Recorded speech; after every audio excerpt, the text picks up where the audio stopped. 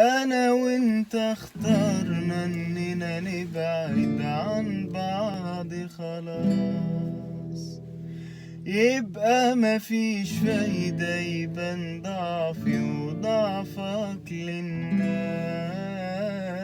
ويا ريت اللي يجيب لك سيرتي قول كان حبيب، وانا هثبت ليهم بطريقتي ان الحكاية خلاص عادة هي خلصت، زي ما كل حكاية بتخلص. اللي هيجرى واللي هينقص بينا لو احنا ما كملناش.